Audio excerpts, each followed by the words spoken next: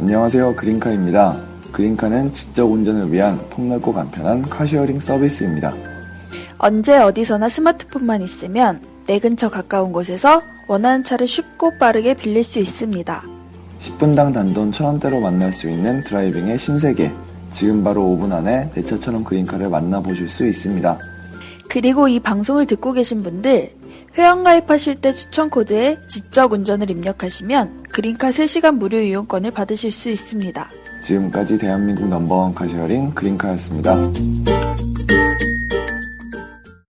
컴백홈 어플 대리 써봤어? 대리운전 컴백홈 어플? 그게 뭔데? 대리가 필요할 때 휴대폰에서 기사 얼굴, 운전 경력을 미리 확인하고 부를 수 있대. 전화번호가 필요 없는 어플 대리? 카드 결제도 되겠네? 그럼 현금이 필요 없지. 깨똑 택시처럼 실시간 이동 경로, 이용 내역도 확인할 수 있겠군. 100% 보험 가입이 되어 있으니 안심하고 대리 서비스를 이용할 수 있지. 쿠폰도 팡팡 쏜대. 아이폰 앱 출시 기념으로 만원 쿠폰을 2장이나? 대박! 신규로 가입하신 분들께 쿠폰 혜택을 드립니다. 지금 쿠폰 번호 1219를 입력하세요. 8월까지예요. 대리가 필요할 때 컴백홈!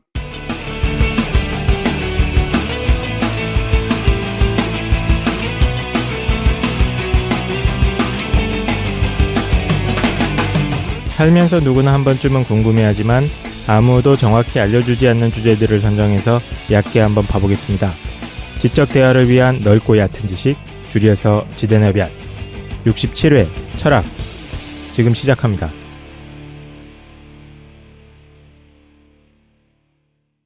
한 주간 잘 보내셨습니까? 오늘은 한 주간 뭐 했었는지 얘기하는 시간입니다. 기계적으로 말하듯이. 진짜 완전 기계적. 봤어요? 지난주에 저희 앨범 자켓이 바뀌었습니다. 네. 6번째 앨범 자켓 아닙니까? 바뀌어가지고 올렸는데. 이번엔 사진을 쓰셨더라고요. 그러니까. 내가 제일 닮았어. 올렸는데, 김도인이 폭발했어요. 저 이거 진짜 그 사이드킥 작가님 그려주셔가지고 로고에 너무 감사드리는데, 제가 이거 정말 최 사장님께 절대 쓰지 말라고 분명히 얘기 드렸는데. 앨범 그걸 쓰지 마라. 막 그랬었는데. 저는 올해 정모할 때 못 나가나요? 속상하다. 그때 아픈 걸로 해가지고. 그래서 요즘에 가면, 복면가왕 가면이랑 근육맨 인형 옷 사려고 돈 모으고 있습니다. 그렇군요. 네. 김도인 실제로 막 그랬어. 그 앨범 쓰지 말라는 거야. 근데 뭐 어차피 그 김도인 인생이니까 내 인생 아니니까 우리. 자기 얼굴 아니라고. 그런 것 같아요. 실제로 지금 단발이시잖아요. 맞아요. 근데 길게 그리셨어. 그 머리 길이 빼면 똑같더만 뭐. 장난 그만해. 여러분 기대하셔도 좋습니다. 뭘 기대하시든 그 기대 한 대로 나오실 겁니다. 악플 모아주지 마세요. 네. 그래서 많은 분들이 그 팬카페를 아예 따로 만들자. 김도인 팬카페를. 만들지 마. 분명히 얘기했다. 실물이랑 5만 배 정도 차이 나요. 그걸요? 네. 예, 알겠습니다.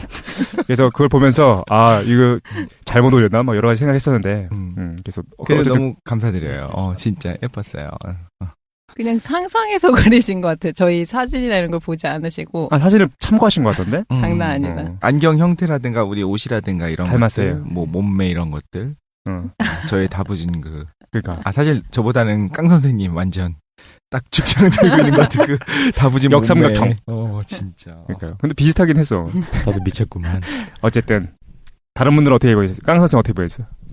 저는 지금 전쟁이 날 수도 있는 그런 시국에서 좀 긴장하면서 무섭더라고요. 어제도 계속 뭐 포격을 서로 쏘질 않나 남북한이 이런 상황에서 역시 파르메니데스를 읽으면서 마음을 가라앉혀야겠다 이런 생각을 좀 하고 있습니다. 그렇군요. 네. 다들 전쟁이 일어나지 않기를 기도하면서. 근데 어제 사실 일 때문에 바빠가지고 그게 있었는지도 몰랐어 나는. 사건이. 너무 바쁩니다. 다시 바쁘셨어요? 예. 죽을 것 같아요. 쉽게 죽지 않으니까. 그렇군요. 그렇게 받았구나. 자기 인생 아니야. 장난 아니야. 남의 인생이니까 뭐. 독실이는 뭐 했어요? 지난주에. 저 처음 태어나서 처음으로 수면 마취를 해갖고 한번 내시경 한번 해봤습니다. 어떻게 위 잘라야 되는데? 네. 너무 살쪄가지고 위를 좀 찝어놓으라는. 속이 너무 안 좋았거든요. 요즘 계속 막 너무 이게 신경성이었는지 못 되는지 모르겠는데 막 토할 것 같고 토하진 않았어요. 그랬는데 임신한 거 아니에요? 그래서 뭐 문제가 있는 것 같아가지고 진짜 이건 뭔가 문제가 있다 싶어가지고 내시경 이제 처음으로 해봤어요. 네. 그냥 중간 정도의 위험이라고 별거 아니래요. 아, 그래? 다행이네. 수면이라고 해갖고 약간 무서웠거든요. 못 일어나면 어떡하나? 사실 1년에 몇 명 정도가 이제 수면 내시경을 하다가 사망하기도 하고 부작용으로 그러잖아요. 근데 그게 나면 어떡하나 왠지 별별 생각이 다 들고 내시경을 안 할 때 이제 귀 막고 있는 그런 느낌이죠. 귀 막고 토끼굴에 토끼 이렇게 집어넣고 있는 것처럼 그냥 위에 문제가 있든 없든 나는 그걸 보고 싶지 않았었던 거야. 근데 일단 예약까지 잡고 나니까 그 검사 결과가 안 좋으면 어떡하지? 별별 생각이 다 들었었는데 다행이네. 마음이 편해졌어요. 괜찮다니까 다행입니다. 다행입니다. 뭐 위를 절제하거나 이러진 않아도 된다는 네. 얘기죠. 그런 것 같기는 해요. 먹는 걸 좀 줄여라. 다행이네. 그런 것 같습니다. 네. 알겠습니다. 김도희는 뭐 있어요? 이거 지금 근데 우리 농담한 건데 진짜로 알아들으시면 안 되는데. 뭐 농담했는데? 우리가 자꾸 독실이 보고 뚱뚱하다는 식으로 얘기하니까 네, 전혀 그렇지 않잖아요. 전혀 그렇지 않다니까 지금 뭐 하는 거지 지금? 전혀 그렇잖아. 뚱뚱해졌다가 빠졌다가를 반복하고 있어요. 요즘 빠졌어 며칠. 좀 빠져봐야 과체중. 예. 더 찌면 비만 왔다 갔다 하고 있습니다. 김도인 뭐가 있습니까? 저 아침에 오는데 여기 이제 녹음하러 오는데 소름 돋았어요. 걸어오는데 제 집에서 지하철역이 좀 꽤 되거든요. 그래서 이제 지하철역으로 걸어가고 있는데 기시감이 되게 심하게 강렬하게 드는 거예요. 네. 엣지 오브 투마로우처럼 내가 이 하루하루를 오늘 에피소드 망치겠구나. 그런 기시감이. 아니요. 그러면 이게 하루하루를 무한정 반복하고 있구나 이런 생각이 들었어요. 그랬어요. 네, 집에 들어가서 새벽에 기절하고 아침에 다시 눈 떠서 나오고 일하고 자고 네. 반복하니까 그지. 갑자기 슬픈 얘기 아침부터 슬픈 얘기하네. 재밌는 얘기를 하려고 그랬는데. 네. 그래서 사실 바빠지셨군요, 다들. 알겠습니다. 자기 어차피 니네 아니라고. 인생들이니까 뭐 알아서 살겠지. 알겠어요. 어쨌든 그러면 오늘 지난 시간에 파르메니데스에 이어가지고 오늘 철학 두 번째 시간인데 지난주 그 반응이 좋았어. 그죠? 빵 터졌어. 나는 너무 좋아하던데요. 많은 분들이 우리 그죠? 지데나베스의 원래 모습을 보는 것 같았다. 그러면서 너무 좋아하시더라고요. 근데 제가 지난 재밌었어요. 시간에 실수를 하나 해가지고 듣다 보니까 원자론자를 제가 계속 다원론자라고 발음하더라고요. 그랬어? 예, 몰랐어요. 실수한 부분이 하나 아무도 안 있어서. 들어본 거 아니야 우리들? 아니야, 난 들었는데도. 저도 들었는데. 그래? 예, 원자론 데모크리투스나 네. 뭐 원자론자들이 파르메니데스 아이디어를 이어받은 것이다 이런 얘기를 하고 싶었는데 제가 다원론자라는 이상한 표현을 써가지고 아니 근데 맞잖아. 원자론하고 근데 보통은 다원론자들은 이제 그 아낙시메네스, 아낙시만드로스, 그런 의미에서? 그 엠페도클레스 이 사람들을 다원론자들이라고 그러고요. 그 다음에 이제 원자론자들은 조금 성격이 달라지죠. 근데 큰 범위 내에서는 괜찮은 거 아닌가? 아니야. 근데 과학에선 다르게 하는데. 그래? 엠페도클레스는 사원 소설이니까 네 가지 원소로 이루어졌다니까 다원주의자 되는 거죠. 다원주의자들이 있고, 어쨌든 저희가 진중하게 철학적인 이야기 하다 보니까 사소한 것도 좀 신경 써야 되지 않나. 놀랍게도 아무도 몰랐어요. 다 맞는 줄 알았어요. 깡 선생이 얘기하니까 맞나 보다 하고 있었더니. 근데 그렇군요. 저희 보통 녹음할 때나 평소에도 그런 거 있잖아요. 저는 사람 이름을 맞아요. 잘못 말한 건데 의도적으로 잘못 말한 게 아니고 저희가 최 사장님이랑 분명히 생각하고 있는데 말할 때 독실님 이렇게 말하는 실수 같은 거 하잖아요. 아니요. 그래요? 왜 그런 걸 안 합니까? 하는데? 그래? 아니 알았어요. 그게 아니고 이제 술 먹으러 방송 중에는 라이브로 하다가 죄송합니다. 보니까 이게 좀 끝나고 나면은 막 아차 싶은 것도 있고 많이 그러더라고요. 양해해 몇 번 주세요. 있었는데. 네. 네. 알겠습니다. 그래서 어쨌든 오늘 오늘 없었습니다. 저는 잘못한 게 있으면 최사장님한테 따로 카톡을 보냅니다. 이거 잘라 이거 빼달라 저거 지워주세요. 빼달라 몇 분부터 몇 분까지 재고. 그리고 안 한 말을 넣어달래. 야 장난 아니다. 그걸 어떻게 듣냐? 뭐 말도 안 되는 거 막 넣어달라고 그래가지고. 합성해서 넣어달라고. 저도 오늘 환호성 넣어주세요. 말할 때. 환호성이요? 네, 알겠습니다. 박수 소리랑. 그래서 오늘 쓸데없는 얘기 그만하고. 그래서 네네. 김도인이 오늘 준비하셨죠? 그래서 동양철학 해준다고. 네. 기대하고 있습니다. 전 이기론인가? 첫사랑을 소개해보도록 하겠습니다. 원래 저희가 실제로는 이 철학을 하기로 한 게 그 천재 특집 한 다음에 철학이 배정돼 있었잖아요. 네. 그래서 제가 그때 율곡 2편을 하고서 철학 내용을 다 빼고 다음에 바로 철학을 할 거라고 이기론 생각해서 해준다고 그랬어. 네네네. 맞아요. 그래서 이기론을 한다라고 했는데 이제 청취자분들께서 들으실 때는 율곡 철학에서 핵심이 이기론인데 이기론 설명 안 했다라고 해가지고 이게 뭐 이렇게 약간 문제된 적이 있었는데. 맞아. 너무 오래전이라서 까먹고 있었는데 난 그때 천재자에서. 조금 그 카페에서 네. 이분이 왜 천재적인지를 설명할 때 정황적인 것만 이야기를 했지 네네. 실제로 그 이론을 전혀 다루지 않았다고 아주 그렇구나. 통렬한 네. 비판이 막 있었습니다. 네, 근데 그래서 이번에 철학편에서 이기론을 하려고는 생각을 하고 있었는데 예. 밀당 장난 아니죠. 네. 해줘야지. 근데 이기론을 이제 준비하면서 보는데 이기론에 대해서 개념을 알고 그 철학을 이제 내용을 정리하려면 쉽게 그냥 평이하게 설명할 수도 있는데 전반의 유학사상에서 다뤄지고 있던 개념들을 이미 알아야 되거든요. 그리고 갑자기 왜 중국 철학사에서 이기론이라는 철학이 대두하게 됐는지 사상적인 게 흐름이 연결돼서 그 앞을 반드시 해야겠다라는 생각이 들어서 오늘은 리기론 프리퀄을 해보도록 하겠습니다. 다음 주에 이기론을 하시는 거고요. 아니요. 그렇군요. 좋다. 이거 다음 주 쉬겠네. 이거 한 줄 밀어주겠네. 리기론은 그래서 내년에 다시 하도록 하겠습니다. 네. 내년까지 계속 하신다고요? 네네. 정모 때 하시죠. 매트릭스나 이런 영화들도 한 2년에 한 번씩 찍잖아요. 그런 느낌으로. 네네. 이기론 언제 해줄 거예요 도대체? 그런 느낌적인 느낌. 알겠습니다. 네. 그래서 제가 생각해봤는데 저는 이거를 학부 때부터 전공을 해가지고 이제 그냥 완전 공부처럼 배운 거여서 어떻게 알고 계시는지 잘 몰라요. 보통 이제 뭐라고 할까? 우리 같은 범인들이요? 네, 청취자분들이 그리고 알고 계시는 정도가 다 다르잖아요. 근데 이제 리기론을 한다라고 연관지어서 설명할 때 그 앞에서 필요한 내용들이 들어가도록 전반적인 맥락에 대해서 얘기해 보려고 합니다. 네. 그래서 제가 지금 보통 사람은 어느 정도 알아요? 독실이는 동양 철학하면 어느 정도 알고 있어? 저를 보통 사람으로 보시는군요. 저 지금 준비할 때 저는 보통으로 보시면 안 되는 게 전 이기론이라고 하는 단어 자체를 이 방송하면서 처음 들었어요. 근데 저 준비할 때 약간 독실님을 목표로 준비했거든요. 생각할 때? 쉽지 않을 겁니다. 이름밖에 못 들어봤다니까. 아무리 얘기도 못 알아듣을 수 있어. 사람들이 이기론을 이 안에서 막 처음에 이기론이라는 단어가 예전에 나왔었어요. 사실 작년에 나왔던 것 같아요. 맞아요. 그때 나머지가 다 이해를 하시는 거예요. 그때 잘 몰라. 난 모른다고 얘기하면 좀 민망해요. 그냥 가만히 있었지. 나도 아는 것처럼. 윤리책에 나온 얘기잖아, 이기론. 진짜? 독실님 조기 졸업해가지고. 아닌데. 조기 졸업했지. 조기 졸업은 했는데. 고딩 조기 졸업. 장난 아니다. 윤리는 배웠었어요, 저. 그래요? 이기론 얘기는 소크라테스는 알고 있었어요. 이게 뒷부분에 나와가지고. 조기 졸업할 때 배웠나봐. 배우기 전에 학교를 졸업했군요. 저는 몰라가지고 보통 사람들이 다 이기론은 저처럼 모른다고 생각을 했어요. 근데 이제 카페에서 이기론 해주세요 막 그러면서 막 사람들이 듣고 싶어 하는 걸 보면서 나만 몰랐구나.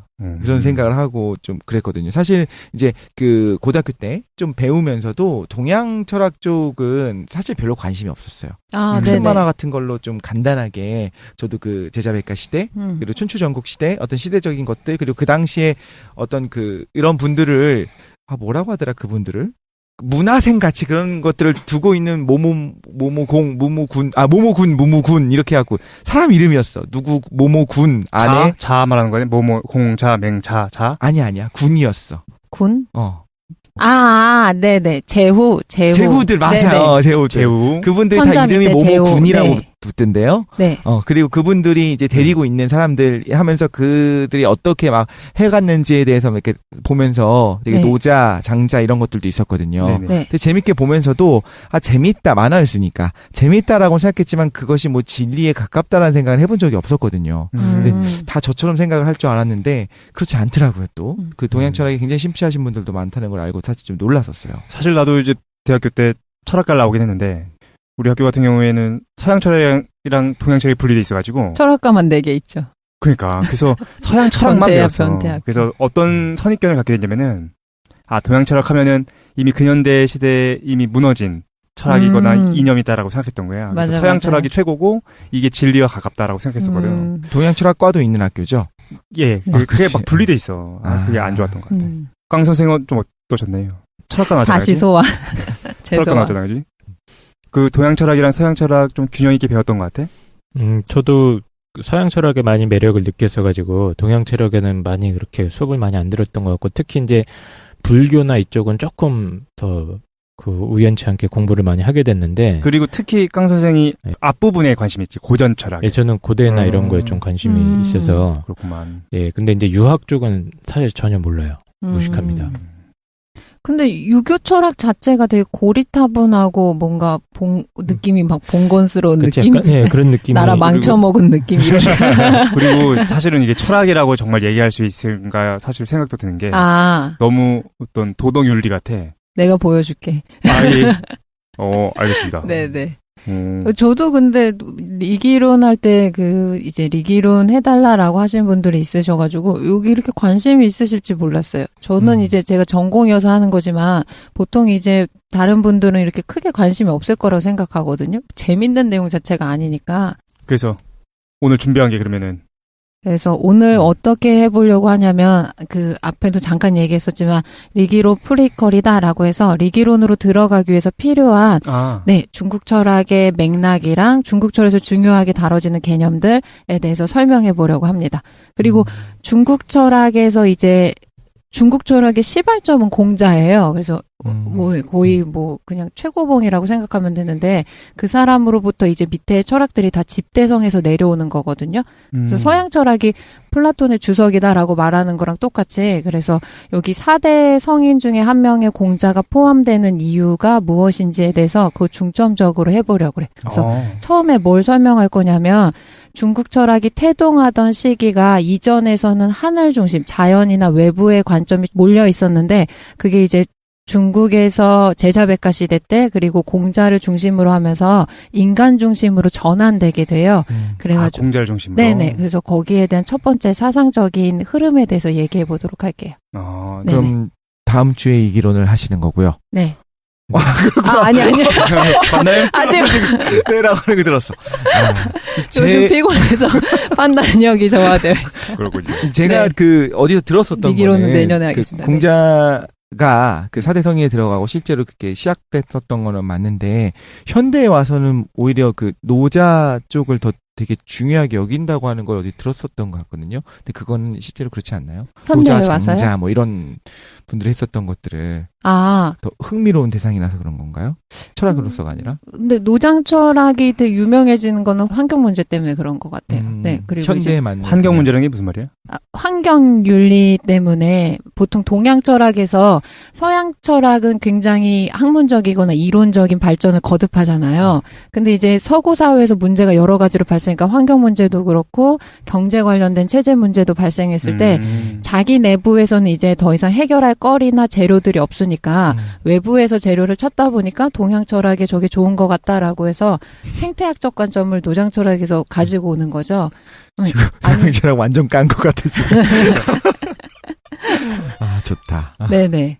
그래서 그런 거고 제가 특별히 생각했을 때 노장 철학 요즘에 더 주목받고 그런 건 없는 것 같아요. 근데 시대적인 풍조로 봤을 때 노장 철학 자체가 그냥 이제 뭔가 현실에서 완전 초탈하는 그런 호방한 느낌을 주니까 사람들한테 조금 더 어필하는 감이 있어가지고 사람들이 선호하는 거는 같아요. 힐링되는 그런 느낌이군요. 네네네. 어쨌든 오늘은 동양 철학이 발전하게 된 초기의 모습에 대해서 얘기해 주신다는 거죠.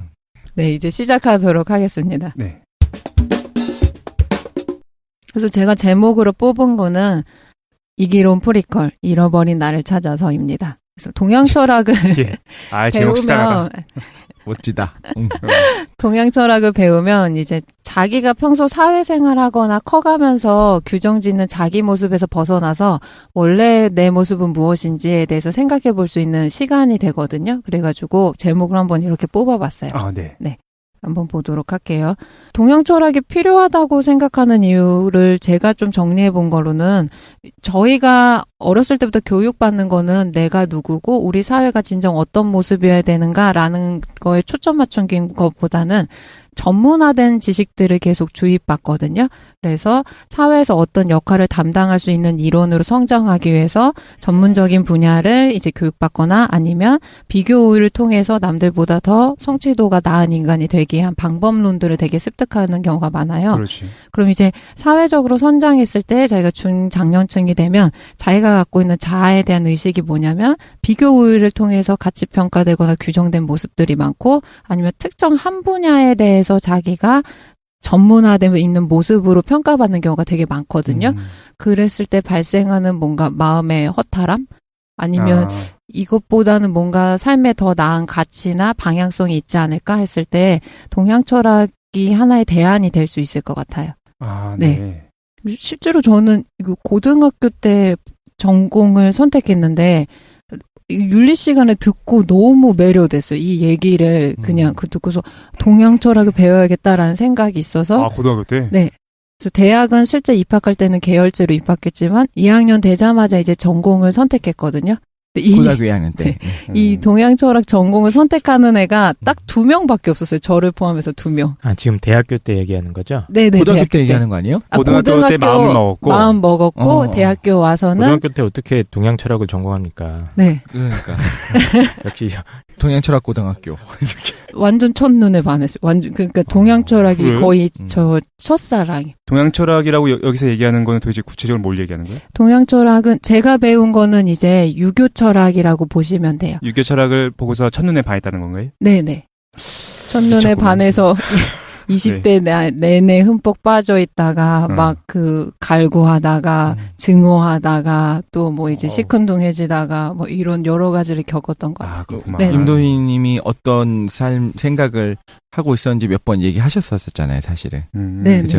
그런 걸 생각해 보면 동양 철학이 이제 구원의 길이다라고 생각을 하셨던 거죠. 네네. 당시에는. 그래? 진짜 빠져들었어요. 도대체 뭐길래? 궁금합니다. 그리고 뭐 수업 듣다가 막 복받쳐서 울은 적도 되게 많고.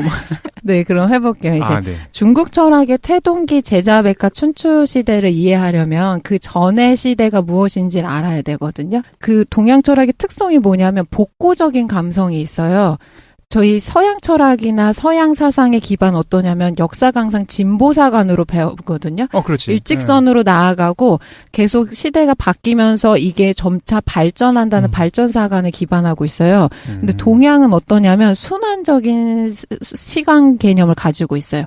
그래서 봄, 여름, 가을, 겨울, 다시 봄, 여름, 가을, 겨울 이렇게 역사나 모든 자연의 운행 원리가 순환한다는 관점을 가져요. 그러니까 어떤 역사로 계속 나아가는 목적지가 있는 게 아니고 과거에 완벽한 이상 상태가 있었고 이것을 다시 구현하는 게 동양 철학의 베이스가 돼요.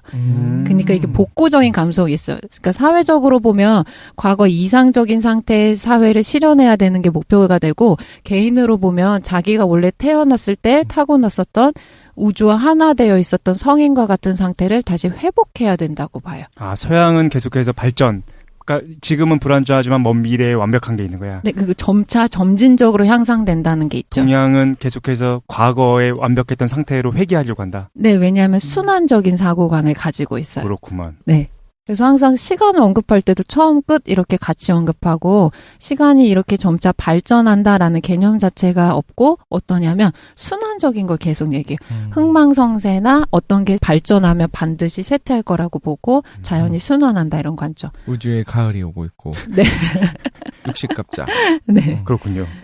그러네요. 진짜 그러고 보니까 명쾌하다. 그리고 그렇지. 이거를 보통 중국 철학자들이 설명할 때 그 중국의 그 환경적인 특성 때문에 그렇다라고 하거든요. 농경제에 기반한 사회이기 때문에 자연 환경이 중요한 거예요. 그래서 이 사람들의 기본적인 문화나 철학 생활에 뭐가 깔려 있냐면 자연에 대한 이해가 깔려 있어요. 그래서 자연 항상 순환하잖아요. 네. 근데 자연이 막 봄, 여름, 가을, 겨울 됐다 다른 계절로 변화하는 게 아니기 때문에 이런 사상적 특징이 드러난다라고 설명하는 경우도 많아요. 네, 저 한번 얘기해 볼게요. 저희가 복고적인 감성이 이제 베이스로 깔려 있다고 했는데 제자백가가 태동한 춘추 전국시대 이전에 뭐가 있었냐면 요임금, 순임금 그리고 하은주라는 나라가 있었어요. 요순, 하은주. 네, 이렇게 이거 배우던 것 같다. 저희가 역사 시간이나 아니면 윤리 처음에 이렇게 배우기도 하는데 요순은 유교 철학에서 추구하는 가장 완벽한 이상 상태예요. 그러니까 지상 낙원이라고 생각하면 돼요. 에덴 동산. 네. 그리고 최근까지도 어땠었냐면 얘는 그냥 이상적인 사회고 실제 존재한 적이 없는 가상 상황이라고 생각했었어요. 전시 공산사회 같은 건가요? 네. 그리고 이제 하은주만 실존하고 있었다라고 해가지고 실제 여기에 대한 유적들이 발견되거든요. 갑골문 같은 얼마 것들. 안 되지 않았나요? 원래 네. 만나라가 역사적 처음이라고 했었다가 은나라의 어떤 것들이 발견이 되는 것들이 있었다가 그다음에 또 하나라의 유적이 발견됐다. 그래가지고 맞아요. 역사가 확 이렇게 앞으로 당겨지는 거죠. 근데 이제 요순까지 간 거야? 네, 근데 요순에 관련된 유적들도 이제 발굴되기 얼씨구나. 시작했었어요. 근데 요순이 하나라의 왕이었던 거죠. 아니 하나라 하이전이에요? 네, 이전에 있었던 임금이 이제 요임금, 순임금 이렇게 있어요. 그분이 그거죠. 이렇게 누가 왕이냐라고 물어봤는데 누가 왕이든 무슨 상관이냐라고 하니까 되게 내가 정치를 잘하고 있구나라고 생각했다는. 맞아요. 그쵸. 네네. 그게 요임금이야? 네, 그 동양 철학에서 가장 이상적인 정치자는 어떠냐면 저 대통령님, 예를 들어 저 대통령 때문에 우리나라가 이렇게 행복하고 우리 국민 행복해 이렇게 인식하고 있으면 약간 학급인 거예요. 국민들이 누가 통치자인지도 모르는데 잘 살고 있으면 그게 아주 완벽한 통치자인 거예요. 통치자 존재를 중요하다. 인식할 수 없어야 돼요. 저도 지금 우리나라 통치자가 누군지 모르겠는데. 태평성대에 살고 있는 거죠. 네. 이렇게 고난도에. 근데 인식 여부만 중요하지 않고 인식할 수도 없는데 이제 국민들의 전체적인 행복도가 굉장히 커야 돼. 지복한 상태가 돼야 돼. 야, 그럼 요수는 도대체 언제적인 거예요? 정확하게 연도를 규정하긴 어려운데 기원전 한 3,000년 정도의 시대라고 생각하면 기원전 돼요. 3,000년이요? 네네. 정말. 이 정도 역사 속에 있어. 그렇군요. 이 정도는 돼야 철학인 거지. 오. 네. 거의 고대. 네네. 공자는 그때까지는 그 정도는 아니잖아요. 네네. 그 정도는 아니에요. 근데 이제 연원이 이제 그때부터 시작되는데 네. 한번 볼게요. 이제 요수는 일단 차치해 두고 하은주라는 나라의 특성을 알아야지 공자가 이제 제시한 철학이 왜 위대한 사상이 될 수 있는지를 이해할 수 있거든요. 네. 하은주라는 나라 자체가 그때 시기상으로 따지면 하나라는 이제 신석기 시대라고 보시면 돼요. 신석기 말기 시대. 아, 진짜? 네. 그러니까 청동기도 아니야. 청동기가 아니에요. 우리가 알고 있는 그런 나라 형태는 아니었을겠죠. 맞아요. 그러니까 요수는 뭐야, 그러면 도대체? 구석기, 뗀석기 이럴 때? 네, 신인 거야, 신. 신의 시대. 네. 그러니까 신석기 말기 시대여서 부족이라고 해야 되나? 부족이랑 추장사회 정도. 네네. 거기 중간 상태라고 보시면 돼요. 아, 그렇구만. 네네. 그래서 이미 인구 급증이 이제 발생하고 황하랑 그 지역의 주변 인구가 약 200만 명 정도 형성되어 있을 시기거든요. 그래서 이때부터 이제 경제적인 격차가 발생되기 시작하고 신분 차이도 생겨나고 이게 인간들이 이제 인구수가 증가하다 보니까 부족의 모임에 대한 문화적인 특색도 발생하고 이런 것들이 발생하게 돼. 신석기 때 이미. 그리고 각각 맡은 지금의 전문직은 아니지만 그 당시 이제 직업이 분화되는 특성을 보이기 시작해요. 그리고 뭐가 나오냐면 자연현상에 대해서 점을 치는 주술사들이 나오게 돼요. 사회적 지위가 이제 정치 지도자와의 연관성에 따라서 규정되게 되고 또 누가 있냐면 저희가 배운 것처럼 종교적인 권위자들이 있어요. 뭐 샤먼 아니면 제사장 이렇게 저희가 알고 있는 것처럼. 그리고 전쟁을 할 수 있는 사회가 되고요. 사유재산 자체가 있기 때문에 불평등한 계급적인 차이가 발생하는 시기라고 보시면 돼요. 이미 이때. 예. 그래서 이때 하나라가 보면 기원전으로 한 2100년경이라고 보시면 되거든요. 2100년. 네네. 예. 그리고 이때 특색이 뭐냐면 자연현상에 대해서 숭배를 해. 우리가 초반에 뭐 배우는 것처럼 초월적인 존재인 인격신을 숭배하게 되는데 다신교적인 특성이 드러나요. 그러니까 초월적인 존재인 인격신도 존재하지만 다양한 자연의 신을 동시에 숭배하는데 얘네들에 대한 무슨 계급적인 차이는 없어요. 초월적인 신이라고 해서 이 사람들이 자연신을 주관하는 더 높은 위에 있는 상위의 계급에 있는 신은 아니거든요. 네. 그러니까 신들이 뭐 다양하게 있는 거예요. 나무도 신이고 뭐 꽃도 신이고. 네네, 맞아요. 그런 다신교적 특성이 드러나고 그리고 유일신이나 최고의 어떤 지상의 신이다라는 개념은 없는 거예요. 그러니까 하나로서의 이제 신을 믿기는 하는데. 네. 그런데 어떤 게 되냐면 여기 사회에서는 가장 문제가 자연 환경에 대한 적응인 거예요. 네. 사회가 점점 더 누적돼가지고 범위를 크게 증가시키고 있는데 자연 환경에 대해서 극복하는 게 이제 당면 과제로 드러나요. 그러니까 어떠냐면 자연신들을 숭배하면서 다신 숭배 사상이 발달하는 거죠. 네. 근데 하나라의 임금은 우임금이거든요. 그래서 저희가 보통 요수누 이렇게 배워요. 그래서 어디서 배우네요? 요수누탕 문무주 뭐 이렇게 요수누탕? 윤리 시간에 배우거든요. 윤리 시간이요? 네. 예. 나 이건 안 해. 배우나 보지 뭐. 나 네. 배웠어. 그래? 만화로 봤나? 요수누탕. 네네. 근데 우임금을 배울 때 뭘 특징으로 배우냐면 치수 사업의 공적이 크다라고 해서 배워요. 치수 사업이요? 네. 우임금이 뭐 지금 생각하면 대통령이다라고 하면 이 사람이 전국에서 뭐가 나면 매년 홍수가 나서 사람들도 많이 죽고 경제적 피해도 되게 심하니까 이 우임금이 하나라를 다스릴 때 13년 동안 치수 사업에 매진을 해요. 아이고. 그래서 유명한 사대강도 만들고. 네. 하대강식으로 만들지 않고 어떻게 해서 이제 우임금이 유명해지냐면 자연에 대한 지형을 이용하는 거예요. 인위적으로 뭘 막아가지고 이렇게 강을 조성하거나 이러지 않고 흐름을 변경하거나 하지 않고 산세를 이용해서 물이 위에서부터 아래로 흐르는 게 특성이잖아요. 네. 그거에 맞게끔 해서 홍수가 발생하지 않도록 13년 동안 노력해서 실제로 성공을 거둬요. 아이고 그렇구만. 네. 그래서 배우기는 13년 동안 집 앞을 3번이나 지나갔는데도 들어가 보지 않았다라고 해가지고 성인에 꼽혀요. 우임금이. 어딜 들어가지 않았다고요? 자기 집에 들어가지 않은 거예요. 13년 동안. 네. 바빠서? 네네. 치수 사업하느라? 네네. 진짜? 그래. 제가 아는 분도 계속 그렇게 사시는 분 몇 분 계시는데. 그래요? 네. 누구 얘기하는지 모르겠어. 누구 얘기하는 거야? 술 먹고 맨날 집에 안 들어가고. 아유, 그래요? 네네. 그렇구만. 네. 그래서 이 얘기를 보면 하나의 뭐 성인에 대한 우화가 될 수도 있지만 자연에 대해서 어느 정도 극복하는 역량이 생겼다라는 거를 판단할 수가 있어요. 초기엔 치수가 가장 중요한 것 중에 하나였죠. 맞아요. 네. 이집트도 마찬가지였을 것이고. 요임금 다음 순임금 그 다음에 우임금이 하나라를 다스리게 되는데 순임금이 자기의 왕위를 선양할 때 우임금을 선발한 기준도 그거예요. 치수 사업에 얘가 뛰어난 역량이 있다라고 해서 선발해서 왕위에 앉히게 되는 거죠. 그래. 네네. 자를. 네. 그 다음에 이제 은나라로 넘어가게 되거든요. 예. 네, 이 은나라가 되게 중요해요. 왜냐하면 중국 역사를 볼 때 이제 뭐 시대 순서대로 배우시는 분도 계시지만 중국 역사가 서족이랑 동이족의 투쟁 역사다 이렇게 보는 관점도 있거든요. 동이족이라는 거는 중국 중심으로 했을 때 동쪽 지역인 거예요. 우리 아니 우리? 네네 맞아요. 그래서 우리를 동이족이라고 하고 동이족의 활자 자체가 활을 잘 쏘는 키 큰 키다리 사람이라는 의미를 듣고 있어서 우리 아니잖아 그럼.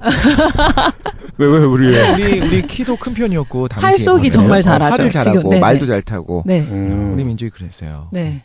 그래서 네. 그렇구만. 은나라가 우리의 조상의 기원이 된다라고 하는 관점이 있어요.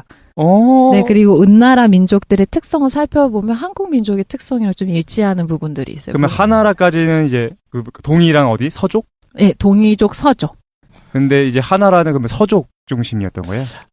아니요, 하나라는 이제 섞여 있었던 거예요. 근데 은나라는 이제 중국 중심의 중원우를 중심으로 했을 때 은나라가 동이족이 점거한 거고 그 다음에 주나라가 이제 옮겨오게 됐을 때는 서족이 열세를 잡은 거죠. 한민족의 특징이라는 게 그거 아닙니까? 음주 가무에 능하다. 맞아요. 그런 거? 은나라 민족이 진짜? 이런 특성을 보여요. 이거 네. 되게 재밌는 건데 우리나라 민족을 묘사하는 모든 공통된 수로 중에 하나가 음주 가무에 능하다. 네, 맞아요. 네, 옛날부터. 네. 중국 역사서 기록돼 계속 있어요. 그렇게 동이족 민족의 K-팝도 특성. 그렇고. 그렇죠. 네. 그래서 노래방이 괜히 인기가 있는 것이 아니다. 우리나라만 노래방 인기 있나? 노래방 가고 싶다. 네. 술 먹고 춤추고 노래하는 문화가 우리 어떤 아주 오랜 문헌 기록에서부터 드러난다고 그러더라고요. 네. 민족적 특성인가 보구만. 역시 전 동이족이어서 그런가 봐요. 술 먹고 눕고. 어이구, 그래요. 알았어요. 네. 그래서 이제 은나라로 넘어오게 돼요. 근데 은나라는 보통 한국 민족 하면 한국의 특성할 때 전 세계에서 교회가 가장 많은 나라라고 하면 한국이라고 보잖아요. 교회가 많은 나라? 네네. 그래서 종교성이 뛰어나고 저희 보면 다종교가 있는데도 어쨌든 뭐 종교 분쟁이나 이런 건 발생하지 않는 나라잖아요. 그렇죠? 생각해보면 좀 덜한 편인 거지. 그치? 네, 그래서 뭐 기독교, 불교 여러 가지 종교가 편져 있는 나라여서 보통 한민족의 특성이다 그러면 종교의식이 발달된 건 꼽거든요. 은나라 사회의 특징이 종교의식이 극단적으로 발달해요. 네. 음주 가무하고 이제 교회 가가지고 잘못했다고 당시에 그런 가무가 어쩌면 어떤 제2의 일종이었을 수도 있죠. 맞아요. 제사의 일종인 거예요. 그래서 이 사람들은 굉장히 제사에 능한 특징을 보이게 되는데 은나라로 이제 넘어가면 부족 사회에서 더 발달된 추장 사회로 넘어가고 그 다음에 은나라 사회로 넘어오면 중앙 집권화가 이제 형성돼요. 강력한 중앙에서 정치적 통제를 할 수 있는 집단들이 생겨나게 되거든요. 그리고 이 사람들은 정치 권력을 소유할 수 있을 뿐만 아니라 경제적인 거에 대한 소유권도 가지고 있어요. 그리고 이때 뭐가 드러나냐면 이미 하나라부터 부족 간의 이런 전쟁을 할 수 있는 기능이 있다라고 했었잖아요. 네. 은나라 되면 사회 집단 규모가 더 커지기 때문에 나라 간의 전쟁을 하기 시작하는 거예요. 그러면 전쟁 노예들이 생기게 돼요. 네. 그래서 노동력이. 네, 맞아요. 경제적 격차에서도 하층민이 생기고, 그리고 다른 나라와 전쟁했을 때 노예들을 전리품으로 얻게 되는 거죠. 그렇구나. 그러니까 계급이 굉장히 뚜렷해지는 시기예요. 어떻게 보면 인류의 역사를 지금 보고 있는 것 같은 느낌이 그러니까 드네요. 그렇네. 네네. 요순, 하은까지 왔어. 네. 그리고 이때는 이제 중앙집권화된 국가가 있기 때문에 개인 행동을 국가 입장에서 처벌하고 그 법률을 만들어서 시행해요. 그래서 지금 출토된 문헌들이나 아니면 유적들을 통해서 뭘 볼 수 있냐면 이미 감옥이 만들어져 있고 사람들을 처벌할 수 있는 형벌기구들 같은 것도 이미 마련이 되어 있었어요. 우리나라 때. 함무라비보다 이전인가요, 이후인가요, 지금이? 훨씬 이전이죠. 네, 이전이에요, 훨씬. 네. 그 다음에 전쟁 수행 능력이 있기 때문에 이제 사람들을 징병하는 거에 대한 제도도 있고 그리고 세금 징수도 이때부터 벌써 시작해요. 네. 사실 생각해보면 그때 사람들이라고 해서 우리랑 다른 게 아니라 지금이랑 동일하잖아요. 맞아요. 왜냐면 진화의 시기가 너무 길다 보니까 우리랑 지금이랑 아주 똑같을 거거든. 뇌 용량이나 사용하는 뭐 그 어휘나 관념이나 비슷비슷할 거야. 네. 그러니까 그때 사람들도 우리랑 동일했을 것 같다는 생각도 들어요. 근데 이제 잉여가 생겨나기 시작했다는 거죠. 그렇지. 그러니까 맞아요. 이제 네네. 잉여를 통해서 전쟁이라고 하는 거를 할 수 있기 위해서는 반드시 성인 남자들이 네. 남는 인력이 있어야 될 것이고 네. 그래서 이제 승리한 쪽은 노예를 부리면서 그쪽이 어떻게 되든 말든 여기서 노예로 부리게 되면 또 생산력은 늘어날 거고 맞아요. 이런 식으로 네. 발전하는 것들이 그 은나라 민족은 지금 조금 전에 설명한 것처럼 종교의식이 굉장히 발달하거든요. 네. 그러니까 저희가 지난 시간에 깡쌤님이 정리해 주신 대로 보면 은나라 민족은 형이상하게 청제들인 거예요. 그 종교의식이 극도로 발달하는 특성을 가지고 있어요. 그러니까 종교적 천재들이라고 보시면 돼요. 그래서 어떠냐면 모든 결정을 할 때 얘네들은 점을 쳐요. 거북이 등딱지. 네, 맞아. 거북이 등딱지를 채워서 갑골문이라고 하는데 그게 그래서 천재입니까? 예. 그 경향성으로 보면 네. 성향 자체가 형이상학 쪽에 몰두할 수 있는 기질인 거예요. 네, 그래서 현실 문제보다는 종교적인 의식에 굉장히 몰두해서 사회 전체가 거길 중심으로 발달하게 돼요. 근데 문자도 이미 나오죠. 맞아요. 거북이 등딱지로 점을 친 다음에 그걸 기록을 해놔요. 이제 상형 문자를. 갑골문이라고 해요. 갑골문. 그걸. 태동이 되는 거죠. 그렇구만. 나 잘 알지. 저 어떻게 알았어? 나 만화에. 거기다. 그 만화 추천 좀 해줘. 좋은 것 같아. 읽어봐야 되겠다. 네. 그리고 이제 자기들이 숭배하는 신을 상제라고 이름 붙이게 돼요. 상이 윗상자에 제가 이제 제상제할 때 제자거든요. 네. 그래가지고. 근데 가장 최고의 지고의 신이라고 생각한 건 아니고 자기네들이 이제 모시는 신 이름을 명칭한 거예요. 상제라고. 그리고 여전히 자기들 조상신이랑 자연신을 숭배하는 게 같이 병행되고 있는 시점이었어요. 근데 이때부터 무슨 일이 발생하냐면 전쟁을 통해서 다른 국가를 정복하기 시작하잖아요. 그리고 은나라가 굉장히 세력을 확장하거든요. 그러면 다른 국가를 점령하면 걔네가 믿고 있는 신이 있을 거란 말이에요. 그러면 이 신이 은나라 상제 밑으로 들어와요. 우열관계가 생기는 거예요. 계급관계가. 그러니까 일종의 수호신인 거네요. 네, 우리 네. 수호신이 이겼으니까 맞아요. 너네 신보다 우리 신이 세다. 아마 지금 독실님께서 말씀해 주신 거에 때문에 신의 계급 관계가 생겼을 거예요. 왜냐하면 은나라가 계속 승리하면 이 사람들이 뭘 생각할 거냐면 왜 우리나라만 계속 승리하지 했을 때 우리가 믿는 신이 더 힘이 센가 보다라고 생각하는 게 굉장히 합리적인 추론이니까. 네. 현실적 계급 문제가 정확하게 추상적인 어떤 종교적인 계급 문제로 정확히 치환되는 거네. 맞아요. 네. 그러니까 인간이 두 가지 세계 사는 거야. 현실도 살고 그다음에 관념의 세계도 사는데 네. 그걸 이제 병치시키는 거지 동일하게. 네. 실제 그리스도 그렇죠. 그리스도 이제 전쟁을 할 때 자신이 뭐 아폴론을 섬기는 애들 뭐 이렇게 하면서 네, 좀 맞아요. 되는 네. 것 같아요. 그리고 뭐가 발생하게 되냐면 자기네 신을 이제 최고의 신이라고 생각하게 되는 거예요. 그리고 당연히 그 신이 보호해주는 자기네 은나라 민족이 선택받은 민족이란 선민 사상이 생기게 돼요. 네. 그래가지고 신권 통제에 의해서 자기네들 신을 우월시하고 선민 사상을 가지고 있는데 여기서부터 은나라가 망하는 문제점이 생겨요.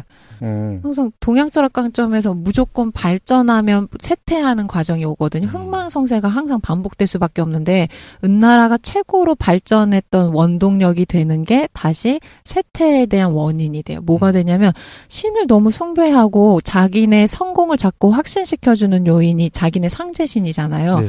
그러니까 노예로 잡은 전쟁 포로들이랑 그리고 자기네 계급에서 하층민을 담당하고 있던 사람들을 순장하기 시작해요. 그러니까 자기가 만약에 이제 노예를 가지고 있다 그러면 자기가 죽었어요. 그러면 노예를 그냥 소유물처럼 생각하고 있기 때문에 생명에 대한 소유권도 가지고 있거든요. 그러니까 같이 묻어버리는 거예요.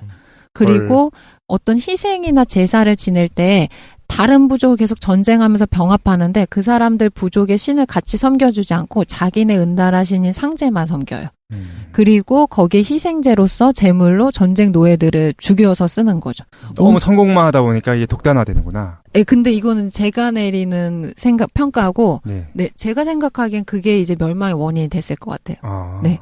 왜요? 그게 왜 멸망의 원인이 돼요? 자기 성공의 확신을 상제로부터 받는 거예요. 얘 때문에 내가 성공하니까 이거에 대한 과도한 집착이 생기는 거죠. 그리고 타자를 인정하지 않는. 맞아요. 타자를 인정하지 않는 건 얘네들이 정말 국력이 세다면 사실 별 문제가 없잖아요. 사실 여기 지금 이 상황에서는. 네네. 그런데 이거지. 사실은 걔네가 승리했었던 이유는 어떤 자신들의 신이 지켜줬기 때문이 아니라 네. 어떤 제대로 된 훈련과 군사 훈련과 어떤 정치적인 것들과 이런 것들이 같이 갔었을 텐데 그걸 네. 무시하고 이제 계속적으로 과도하게 신앙만을 집중하기 시작하는 거죠. 그럼 실질적으로 전쟁에 승리할 수 없게 되어 있을 것이고 나중에는 그리고 주변의 다른 부족들은 전부 다 똘똘 뭉쳐서 얘네들을 은나라를 적대시하고 있었겠죠. 네네. 싹 다 전쟁포를 싹 다 죽이니까. 네, 그러니까 반감이 너무 커졌었던 거예요. 주변 네. 사람들이. 네. 그 어느 정도로 죽이냐면 그 기록에 보면 그 모든 거에 대해서 사람을 제물로 쓰기 시작하거든요. 자연에 대한 제사뿐만 아니라 전쟁을 하기 전에 하는 제사 아니면 자기들이 어떤 건축물이나 이런 집터 같은 거를 마련했다. 그러면 사람을 죽여 동물 대신. 그래서 이게 한 14,000명 정도 돼요. 그래가지고 두개골이 함몰된 해골들을 유물로 이렇게 발견하게 돼요. 근데 초창기 인류학자들은 이게 어떤 사고에 의해서 이 사람들이 사망했을 거라고 생각하고 실제로 사람을 희생물로 써가지고 두개골을 함몰시켜서 죽였을 거라고 생각하지 않은 거예요. 지금 관점에서 보면 그건 굉장히 비윤리적인 일이니까. 근데 실제로 비생산적이죠. 네, 거기다가. 나중에 출토되는 문헌이나 기록들을 통해서 이러한 희생에 대한 제사를 지냈다는 게 이제 증명되죠. 근데 이게 같이 생각해야 되는 게 어마어마하게 그 중국은 인구 팽창이 컸었던 거라고 같이 생각해. 그 부양할 능력이 있었으니까 또 그 정도의 맞아요. 그 문화가 네. 있었을 것이고 그게 인력이 남아 도니까 그게 가능한. 만약에 인력이 많이 부족했다면 그렇지. 당연히 생산 쪽으로 그 돌리지 그렇게 마구잡이로 죽이지 못했을 거죠. 근데 나중에는 이제 그 본말이 전도되고 주객 전도돼 갖고 실제로 네. 인력이 모자라지는 시점이 왔는데도 불구하고 그 사람들을 이제 군사로 쓰는 게 더 나을 텐데 맞아요. 계속적으로 이렇게 했겠죠. 네네. 그래서 이제 은나라가 패망의 시점으로 돌아가게 되죠. 그러니까 과도한 희생에서 이미 반발이 너무 심해진 거예요, 사람들에 대해서. 그래서 이제 그거를 점령하고 나오는 게 주나라에. 그리고 저희가 제자백가의 이제 부흥기다라고 배우는 춘추 전국시대는 주나라가 붕괴하면서 네, 주나라 말기에 형성되는 거거든요. 네네. 그 은나라가 되게 안 좋다고 저 들었었어요. 은나라의 말기도 안 좋고 굉장히 좀 잔인한 나라였다. 네. 사실 제가 처음에 은나라에 대해 존재를 처음 배웠을 때는 이름이 너무 예쁜 거예요. 주나라, 한나라, 뭐 그 뒤에 진나라 이런 거에 비해서 은나라 이름 자체가 너무 예쁘다. 그 은 이전에 있다는 하라고 하는데도 너무 이름이 예쁜 거야. 하나라 은나라가. 하은주. 은나라가 사실은 되게 포악했고 그런 나라였다는 얘기를 듣고도 좀 실망을 했었거든요. 이름은 예쁜데 왜 그러지? 근데 방금 전에 말씀하실 때 그 은나라가 또 우리 민족과 이제 연결됐다고 하셨었잖아요. 네. 그렇네. 그래서 근데 좀 이렇게 생각해 볼 수 있어요. 그 은나라를 제가 형이상하게 천재들이라고 했었잖아요. 근데 이 사람들을 이제 주나라가 정복하게 되거든요. 그리고 주나라가 정복하고서 뭘 하냐면 자신들의 정복을 정당화하는 걸 계속 기록으로 남겨요. 그럼 이걸 뭐에 대한 반증일 수 있냐면 은나라 사람들이 실제로 나라는 정복됐지만 계속 반발이 일어났기 때문에 자기들의 정복을 정당화하는 시도를 계속하는 거거든요. 근데 예를 들어 은나라를 초토화시키고 자네들이 점령해서 문제가 없었으면 주나라가 짱이야. 너희가 은나라가 잘못해서 멸망되고 주나라에 대한 통치가 정당하다라는 걸 계속 증명할 필요는 없는 거예요. 은나라가 정말로 문제가 많았으면 주나라가 들어왔을 때 사람들이 거기에 대해서 큰 반발하지 않았을 거라는 거야. 그치? 네네. 그리고 이때 이제 동이족이 은나라 중심으로 역사를 끌고 가지만 나중에는 서족 중심의 역사로 중국이 흘러가게 되거든요. 그러니까 반드시 우리 조상의 연원이 되는 동이족이 막 100% 잘못되고 문제가 있어가지고 이렇게 역사 기록이 남겨졌다고만 유추하기도 어려워요. 네.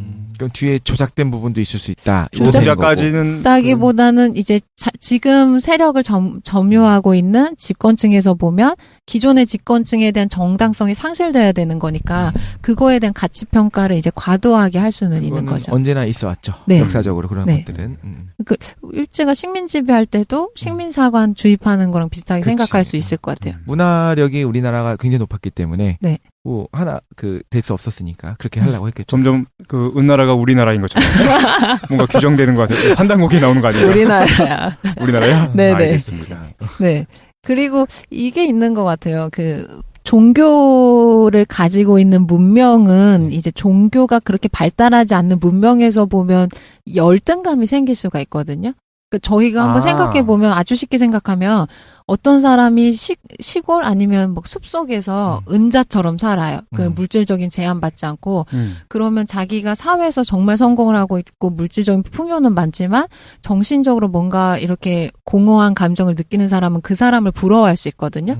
반대로 자기는 정신적인 거를 굉장히 추구하지만 물질적인 거에서 계속 빈곤을 겪는 사람은 어쨌든 물질적인 풍요를 잃은 사람 보면 그 부분을 부러워할 수 있거든요. 그러니까 이걸 크게 확장시켜서 민족이나 국가로 생각해 보면 주나라가 은나라를 이제 패망시키고서 자기들의 역사를 써나가지만 주나라에 굉장히 발달된 종교의식, 문제되기 전에 종교의식을 부러워하는 것도 있을 수 있어요. 네. 주나라가 은나라의 그 어떤 그 종교적인 거나 형이상학적인 것들을 부러워했을 수도 있겠다. 네네. 그 문화를 계승하겠죠. 이게 사실 원나라 같은 경우에도 사실상 중화가 돼버린 것처럼 네. 어떤 더 높은 문화력에 의해서 뭐 게임을 얘기하는 것 같아.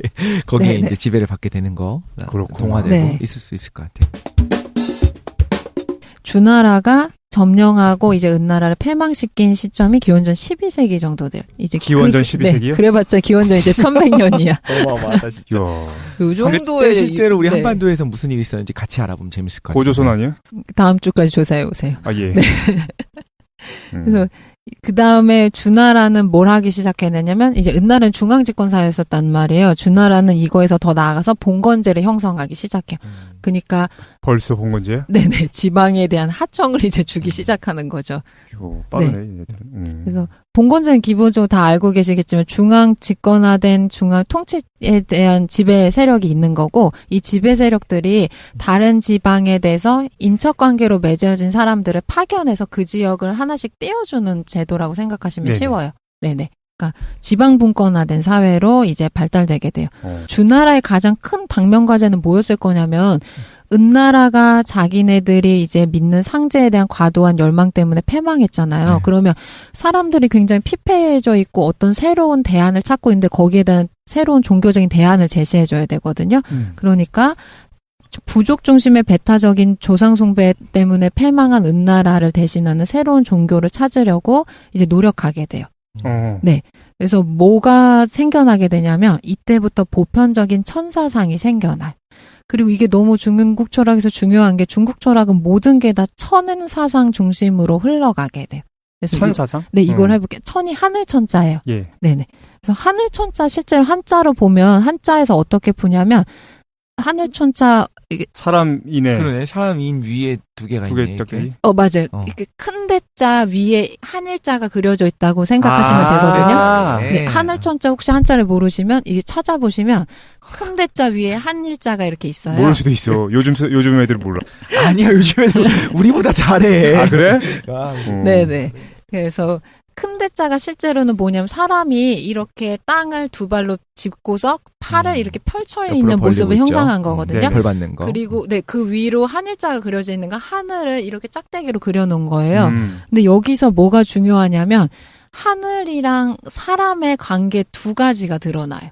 예전에는 하늘만 있고 사람은 없었단 말이에요. 사람은 그냥 수동적으로 하늘의 명령을 따르거나 하늘의 명령을 해석하는 존재지 하늘의 명령에 대해서 대등하게 위치할 수 있는 존재가 아니거든요. 네. 은나라 때는. 네네. 준나라가 제시한 천사상에서는 인간이 하늘과 대등하게 드러나요. 그리고 뭐가 있냐면 사람이 두 팔을 벌려서 쓰잖아요. 네. 그 하나의 일자를 이고 있는 게 사람의 머리거든요. 사람의 머리가 한자에서 이렇게 강조돼요. 그러니까 예전에는 그 전에는 뭐였는데요? 예전엔 천사상이 아니고 상제니까 조상 뭐 이런 네, 신처럼 생각하는 거예요. 자연을 숭배하고 천이라는 개념 자체가 없는 거죠. 아. 네. 천이라는 개념, 그러니까 우리가 생각하기 힘든 것 중에 그 독시가 왜 힘든 건지 알겠어. 왜냐면 천이랑 어떤 신적인 거를 이제 동일하게 생각하는 거야. 그치. 주나라에서 믿는 천은 인격신으로서의 이제 신이 아니고 이전에 은나라가 믿었었던 상제신이나 이런 의미가 아니고 뭐냐면 사회나 우주에 대한 그냥 운행 원리로서 보는 거예요. 그렇죠. 도리 뭐 이런 거네요. 네, 맞아요. 우주의 원리. 네.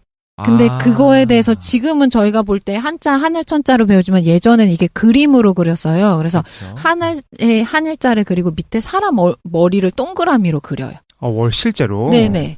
그러니까 사람의 머리가 부각되는 글자가 나오기 시작하는 거 이게 최초예요. 네.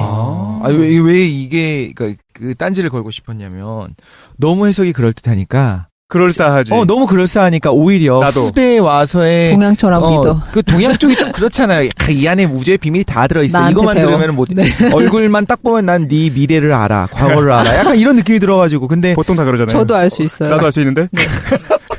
기본적인 계룡산으로 와요. 내 봐줄 얼굴 테니. 딱 보면 얘는 많이 먹겠구나. 그렇지. 쟨 적게 먹겠구나. 딱 알 수 있어. 쟨 근데 너무 남자구나. 그럴듯하기 때문에 그랬거든요. 네. 근데 실제로 역사적인 근거가 있는 거죠. 그 전까지의 천이라고 하는 글자는 사실 맞아요. 그냥 말 그대로의 하늘을 의미하는 거였다면 네, 이제 네. 주나라가 돼서의 천은 그 안에 이제 사상이 들어가기 시작하고 네. 우주의 원리가 들어가기 시작하고 사람이 그 바치고 있는 형태로 변하면서 이걸 맞아요. 중요하게 이제 국가적으로 네. 신이 아니라 우리가 이 원리 도리 그를 네. 따라야 된다 이런 식으로 이제 주장하기 시작했다는 거. 이게 이게 기록이 남아 있는 거죠. 네네. 이게 서구 사회에서는 이제 근대 르네상스 이후에 발생하는 것들 아닌가요? 우린 이미 12세기 때 끝냈어. 한참 전에. 네. 그 운행의 비밀을 밝히는 게 과학이죠. 과학이 제일 위에 있는 게. 정말이야? 얼씨구. 네네. 예. 그러니까 우주의 시작. 은나라가 자기네 민족만 우월하게 생각하기 때문에 이것 때문에 패망했잖아요. 그러니까 주나라는 보편적으로 다 터주는 거예요. 하늘에 대한 천은 누구나 이제 동일하다. 네, 배제가 없어요. 그리고 저희가 천하면 그냥 뭐 하늘의 신이다 아니면 뭐 보편자로서의 신이다 아니면 우주 만물에 대한 운행 원리다 이렇게 생각할 수도 있는데 하늘 자체는 모든 사람 위에 있거든요. 그러니까 배제되는 사람이 없는 거예요. 보편이라고 생각하면 돼요. 근데 개념을. 사실 여기서 말하는 천이 레알 스카이를 얘기하는 건 아닌 거지. 그건 아니죠. 네. 그치? 그래서 천은 그러니까 우리 하늘이라고 얘기하지만 네. 표현할 어휘가 없어서 그런 거지. 맞아요. 아까 전에 우리 김누님 말씀하셨던 것처럼 근무 원리. 네, 우주나 사회가 질서. 운영되는 질서가 있다고 생각한 거예요. 그걸 음양, 천이라고 뭐 이제 이름 붙여준 거예요. 불교에서 뭐 다르마 정도 되는 건가? 법 정도 되는 거예요? 그렇다고 볼 수도 있겠죠. 데모크리토스의 입자. 장난이다. 파르메니데스. 더 갖다 양자역학. 붙이세요. 네. 양자역학. 상대론. 뭐 이런 네네. 거. 네. 알겠습니다. 근데 만약에 네. 그 원리를 주관하는 재밌네. 상제가 있다라고 한다면 또 그것도 다시 은으로 환원하는 거잖아요. 근데 이제는 어떠냐면 이 문명이 발달했기 때문에 인격신에 대한 개념이 희미해져요. 이렇게 빨라. 동양은 너무 되게 빠르다. 빠르다. 엄청나게 뭐 빠르다. 이쪽도 빨리 와야지. 빨리 와. 그게 그러니까 따라와. 근데 이게 개인적으로 네. 어떻게 존나 가능했다고 보세요? 네네. 어떻게 그게 가능했다고 봐요? 인구인가요? 저는 인구밖에 생각나는 게 없어요. 사실 원래 중국이 너무 빨랐지. 뭐 경제적인 거나 정치적인 거나 항상 빨랐고 타고났어. 통계를 봐도 뭐라고. 원래 아주 인류 역사 전체에서 생산력이 가장 뛰어났던 것도 항상 중국이었고. 그게 가능하게 만들었었던 게 뭐였을까라는 거야. 중국의 뭐 예를 들면 뭐 잉여 자원 많았겠지. 거기 평야지대는 장난 아니잖아요. 맞아요. 그걸 그것도 통해서 있겠다. 일단 인구가 집중돼 갖고 도시도 제일 먼저 생겨났을 거고. 맞아요. 그래서 그런가? 그 도시에서 예를 들면 그리스 같은 경우에 이제 말빨로 막 서로 막 싸우는 그런 문화가 발달해 갖고 어떤 그 철학이 발전할 수 있었잖아요. 네. 그렇다면 중국의 어떤 점이 그걸 가능하게 했을까요? 수메르인들. 미친 거야. 중국 얘기하지. 아니야? 사실 인류의 역사를 보면 가장 오래된 역사를 얘기하면 일단 항상 이집트를 꼽아요. 네. 물론 중국이 아직까지 그렇게 역사가 고고하게 발전하지 않아서 그럴 수도 있겠지. 철학에서 그리스를 강조하고 역사에서 이집트를 강조하는 거는 근현대 역사 100년 동안이 서구 중심이었기 때문에 그렇게 우리가 배우는 건 아닐까? 그걸 수도 있겠지만 실제로 이제 계속 고고학적 발견들이 있는 거죠. 근데 음. 이집트는 진짜 어마어마하게 지금 아까 20세기 굉장히 빨랐잖아요. 기원전 20세기. 그렇네. 근데 이집트는 막 기원전 60세기 이렇게 얘기를 하거든요. 그죠. 피라미드의 생성 자체가 그 정도이고. 그거를 얘기할 수 있다는 거는 거기도 잉여가 있었다는 거고 그거는 주기적으로 범람하는 그 나일강 때문이었고 맞아요. 그런 게 있잖아요. 네. 근데 중국은 독특한 게 그거보단 조금 늦었지만 굉장한 생산력을 바탕으로 일단 도시가 형성이 되고 사람들이 이제 인구가 많아졌어요. 그런데 사상의 발전이 너무 빠른 거야. 이집트와 또 비교할 수 없는 거야. 이집트도 다신론적인 것이 나타나고 이제 발전하기 시작할 텐데 지금 얘기를 들어보면 은나라가 패망하고 주나라가 들어서는 그 직후에 거의 평등 사상 그리고 인격신의 존재가 희미해진다 이런 것들은 서양에서는 거의 뭐 그죠 한참 후에 나타나는 것들이잖아요. 동양 철학 이 정도야. 근데 강 선생은 이 원인이 뭐라고 생각하십니까? 네. 그렇게 단순 비교는 할 수는 없을 것 같고 서양에서도 그리스만 뒤져도 그럼 똑같은 얘기 할 수 있잖아요. 그리스가 뒤진다고요? 그리스 문헌들만 뒤져도 똑같은 얘기 할 수 있을걸요. 서양은 이렇게 발전하고 있었는데 동양은 뭐 했냐. 근데 그리스가 훨씬 이후잖아요.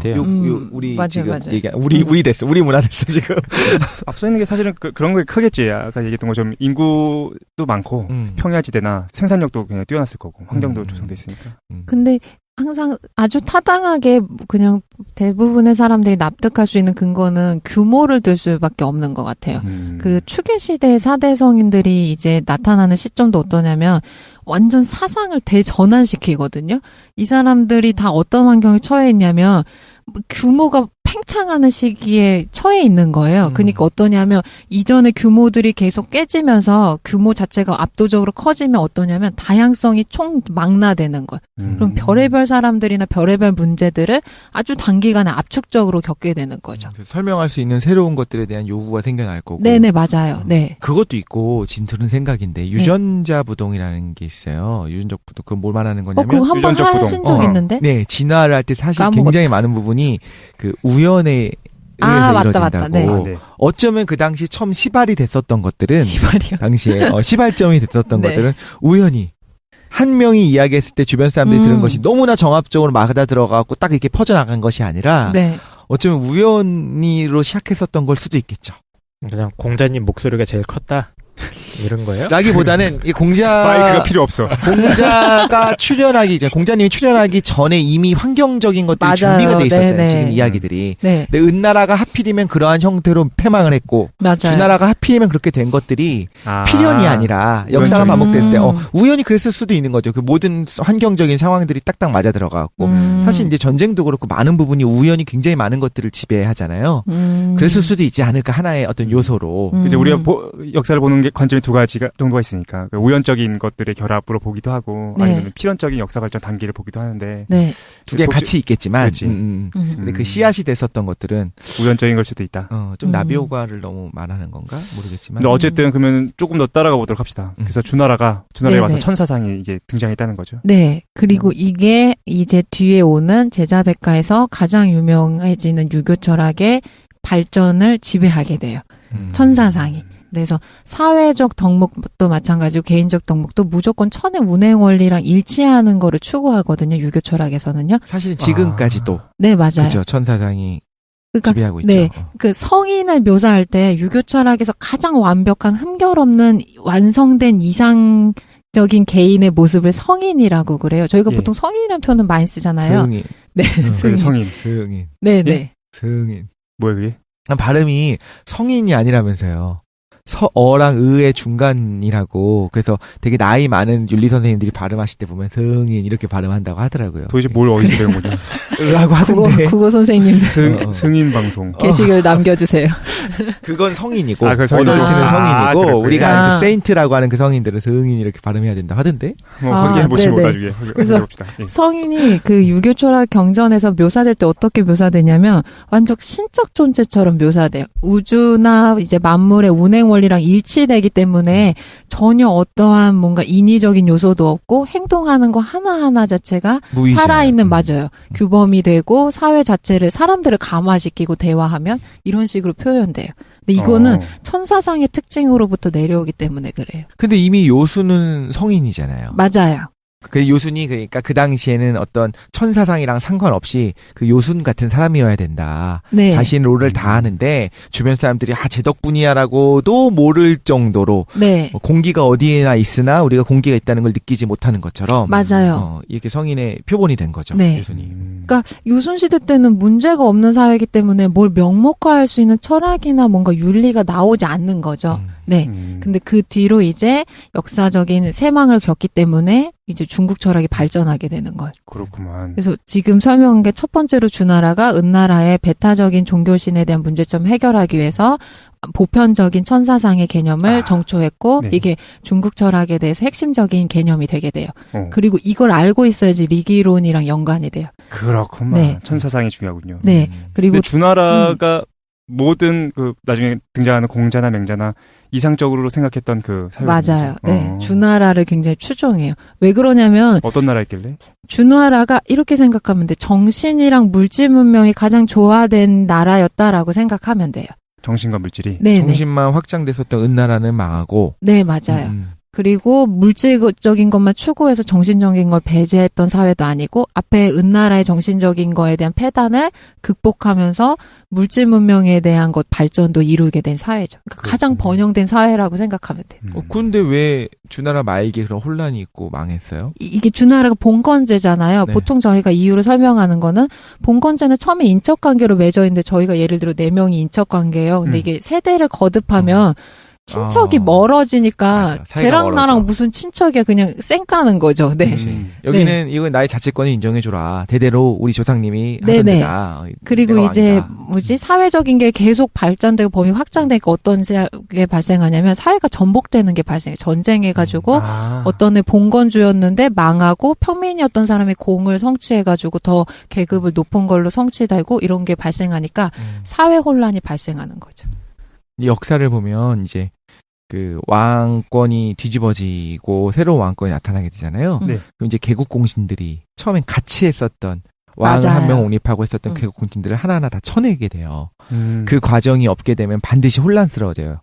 사실 싸울 때 전장에선 같이 싸우는데 너는 왕이고 나는 진짜 가장 많은 공을 세운 개국 공신인데 그 실제로는 일단 왕권이 공고하게 된 다음부터는 완전하게 달라지는 거예요. 그 삶이. 그 이쪽에선 불만을 가질 수밖에 없거든요. 그래서 그걸 쳐내는 과정들이 필요하거든요. 그 생각을 해보면 지금 여기서도 처음에는 맞아요. 봉건제가 제대로 이루어졌겠지. 친인척이었고 가까운 네. 사람이었고 사랑하는 관계였을 거 아니에요. 그러니까 사랑하는 신하 사랑하는 왕이었을 거고. 시간이 지나면서 저 쟤랑 나랑 뭐가 다르길래 내가 쟤한테 충성을 바쳐야 되지? 맞아요. 이런 것들. 그리고 이 왕이 뭔가 약간 폭력을 행사하기 시작하겠죠. 너 나한테 좀 더 세금 좀 내라. 뭐 좀 인력 좀 바쳐라. 그렇게 되지 않을까. 네, 그러니까 쉽게 말하면 자꾸 하극상이 발생하게 되는 거예요. 네. 그리고 이제 두 번째로는 어떤 특징을 지니게 되냐면 보편적인 천사상이 등장했고 두 번째로는 인간의 도덕성을 강조하기 시작해요. 이것도 은나라 정복이랑 관련이 있는데 천사상을 일단 마련해서 배타적인 종교에 대한 불만을 잠재웠잖아요. 네. 그다음에 두 번째 어떤 게 있어야 되냐면 은나라가 자꾸 반발하는 거예요. 유민들이. 그러니까 기존에 대한 통치를 안정적으로 꾸릴 수 없으니까 어떻게 해야 되냐면 니네가 잘못해서 니네가 병신이어서 망한 거야 라고 얘네들을 설득시켜줘야 돼. 그러니까 니네들의 행동 자체가 잘못되었고 그릇되었기 때문에 너희들이 믿고 있던 신에 대한 선망이나 덕망이 떠나버렸다라고 해야 되거든요. 그러니까 신임을 잃은 거예요. 하늘로부터. 그래서 그러면 뭐가 중요해지냐면 개인의 행동이 신에 대한 신임을 결정할 수 있는 게 돼요. 예전에는 그게 신 중심인 거예요. 내가 얘네 부족 모르고 싶으면 얘 좋아했다가 얘가 실증나면 버리고 다른 부족을 선택할 수 있는데 주나라부터 어떤 사상이 생기냐면 자연운행 원리나 신적 판단보다는 개인적인 행동에 대한 결과로서 자연이나 신적인 신임이 같이 이제 수반된다고 보는 거예요. 무슨 말인지 이해할 수 있을 것 같아요. 그러니까 너가 착하게 살아야 복을 받고 너가 병신짓 하면 나쁜 이제 처벌을 받을 거다 이렇게 하는 거예요. 네네.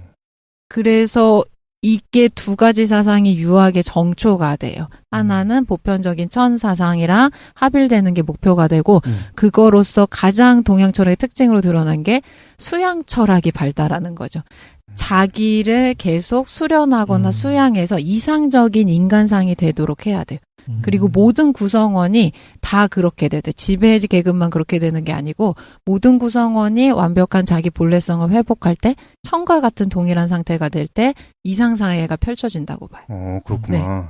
그러니까 사실은 이제 아주 고전적이고 아주 원시적이었던 그 하나의 어떻게 보면은 가족 같은 거지. 하나의 절대적인 신, 나와 연결되어 있는 어떤 조상신이나 절대적인 신이 중심이 됐던 사회에서는 어땠냐면은 나의 행위가 그렇게 별로 중요하지 않은 거야. 맞아. 왜냐면은 우리 우리 엄마 아빠니까 나는 항상 완전 짱인 잘해줄 거야. 거거든요. 완전 짱인 거지. 네네. 우리 엄마 아빠나 우리 신이 완전 짱이니까 내가 어떻게 해든지 상관이 없는 건데 이제 보편적인 천개념이 도입하고 나서는 맞아요. 개개인들의 행위에 대해서도 중요해졌다. 네. 판사 같네요. 하늘은.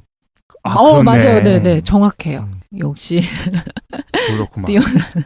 네네. 철학 엘리트. 여기까지가 만화 이제 주나라의 사상이 되는 거죠. 그렇군요. 네, 그러니까 주나라에서 사상적 전환이 이제 이루어지게 되는 건 뭐냐면 하늘 중심이거나 개인이 전혀 중요하지 않았는데 하늘 중심에서 시선이 개인으로 내려오게 되고 인간으로 그리고 인간의 행동이 완전 주체적으로 모든 걸 결정될 수 있는 원인이 돼요. 근데 이거를 한 분이 공자가 아니죠. 공자는 이후죠. 그럼 이런 사상의 기틀을 세운 사람이 있을 거 아니에요? 그 사람은 기록이 없어요? 그러니까 이런 사상적인 분위기가 주나라 때 형성되는 거죠. 그게 누가 있지 않아요? 어떤 재상이라든가 누구 왕이라든가. 그런 게 지금 물어보신 게 주나라의 특징이 봉건사회잖아요. 네. 그래서 어떻게 돼 있냐면 일단 지배계급이 있을 거예요. 정치적으로 천자랑 그리고 각 지역을 봉토를 받아가지고 제후들? 다스리는 제후들이 있어요. 어. 그리고 여기는 정치랑 경제적인 거를 독점하고도 있지만 어떤 게 있냐면 이 사람들만 교육을 받아요. 엘리트 코스. 네, 그리고 이 사람들과 결부된 전문 직종들이 있는 거예요. 예나, 여기 행사들을 담당하는 사람들이 있고, 아니면 형벌을 담당하는 사람들이 있고, 아니면 관문이나 교육을 담당하는 사람들이 있고, 이 사람들도 자기 신분이 보통 귀족이거나, 아니면 귀족이랑 결탁돼 있기 때문에, 계급으로 치면은 이제 상위 계급이라고 보시면 돼요. 이 사람들이 이제 제자백가를 형성하게 돼요. 그러니까 어떤 특정 인물이 주나라에 이런 인문학적인 대전환을 가져왔다라는 게 아니고 이런 시대적인 분위기가 형성된 거죠. 그렇군요. 네. 그리고 이걸 가장 집약시킨 게 공자가 되는 거예요. 그럼 공자가 출연하게 된 것이 주나라가 패망하고 망하면서 혼란스러운 시기에 독보적으로 나타났다기보다는 이미 주나라 안에서 있었던 거네요. 아니, 주나라가 이제 망한 다음에 공자는 등장하는 거고. 네. 근데 시대적 분위기는 이미 마련되어 있었던 거죠. 네. 그렇구만요. 참 신기하네요. 그러니까 보통은 이야기를 할 때 누구가 이런 주장을 했다는 지금 얘기를 들어보면 이제 이후에 공자부터 시작해서 이제 제자백가들의 사상들이 나타날 것 같은데 이제 이론이 나타날 것 같은데 그 전에 이미 급격한 사상의 전환이 이루면서 천사상이 나타난 것도 네네. 하나의 굉장히 중요한 흐름에서 어떤 전환점이 되잖아요. 네. 그럼 그거를 한 누군가를 이야기할 만도 한데 그게 없네요. 그거는. 근데 이거는 지금 후대에 와서 정리할 때는 주나라의 특징이 이런 거다라고 정리할 수 있는 거죠. 주나라가 1, 2년 동안 운영된 게 아니잖아요. 그러니까 이 시대적인 분위기에서 그거를 집약적으로 철학으로 만든 사람은 공자라고 할 수 있는 거죠. 그렇지. 사실 우리 고대 그리스 대성을 한 게 누구냐? 맞아요. 고대 그리스 사람들이 어떤 토론하는 문화 그런 게 있었다고 해서 누가 그런 문화를 만들어낸 건 아니고 자발적으로 이렇게 형성됐을 거고. 네. 근데 그거에 대해서 나중에 이제 그것이 얼마나 가치 있고 민주적이었는지에 대해서는 이론가들이 나와서 정립하는 것처럼 맞아요. 주나라도 어떤 분위기가 형성됐을 거고 그죠? 그거에 대해서 이제 주나라를 이상화 시킬 필요가 있었던 학자들이 등장해가지고 네. 그거 주나라가 이런 곳이었다라고 정립했겠지 뭐. 천개념 자체가 이전까지는 전혀 없었는데 이때 생겼다기보다는 사람들은 그전에 그냥 신으로 생각한 거예요. 인격신으로요. 네. 근데 이때는 이제 사회 운영 질서로서 온 거죠. 근데 제가 생각했을 때 지금 저희가 이거를 이론화로 세련되게 정립해서 배우기 때문에 이렇게 배우는 거지 실제로는 그런 분위기의 사회가 형성되고 있었겠죠. 점진적으로 형성돼 왔겠지. 네네. 그렇군. 어쨌든 우리가 지금 중국의 역사와 이념이 어떻게 발전되어 왔는가를 요슨, 하은주를 거치면서 좀 알아봤는데 내가 그동안 말 안 하고 있었지. 동양철학 이 정도야 장난 아니야. 쩐다. 네. 어쨌든 왜 동양 철학이 열등하고 이런 건 말도 안 되는 소리예요. 그러군요. 네. 여기서 멈추니까. 멈추니까. 요 다음부터 빅뱅을 알아낼 수 없었기 때문에. 빅뱅 알아내는 민족이 짱인 거지. 그런데 그런 생각 아까 이제 모든 게 반복된다고 했잖아요. 네, 동양 철학은 이제 빅크런치라고 해갖고 이제 빅뱅을 통해서 이렇게 확 커져가지고 이렇게 됐잖아요. 다시 이제 우주가 쪼그라들어가지고 다시 한 점으로 모인다. 그게 빅크런치거든요. 네네. 그 다음에 다시 이제 빅뱅이 시작이 되겠죠. 이거의 반복이 만약에 사실이라고 한다면 지금 아마 빅크런치가 아니라 빅프리지가 될 거라고 생각을 해요. 지금 이제 점점 우주는 커지다가 엔트로피가 점점 증가하고 그러면 차갑게 식어갈 거다. 죽은 우주가 될 거다라고 생각을 하는데 다시 이제 한 점으로 다 모일 수도 있는 거예요. 중력이 너무 크니까 서로 잡아당긴 힘 때문에 그렇게 생각한다면 모든 게 반복되는 게 맞는 거지. 우주가 한 점에서 시작해서 이 정도가 됐다가 다시 한 점으로 뭉쳤다가 다시 커졌다가 왔다 갔다. 동양 철학의 진리야. 그래서 우리가 요새 하은주까지 알아봤으니까 네. 이제 본격적으로 공자 알아볼 차례죠, 그죠? 네네. 잠깐 쉰 다음에 얘기를 계속해 보도록 하겠습니다. 이름이 이뻐. 네. 하은주. 잠깐 쉬죠. 한나라, 은나라, 주나라.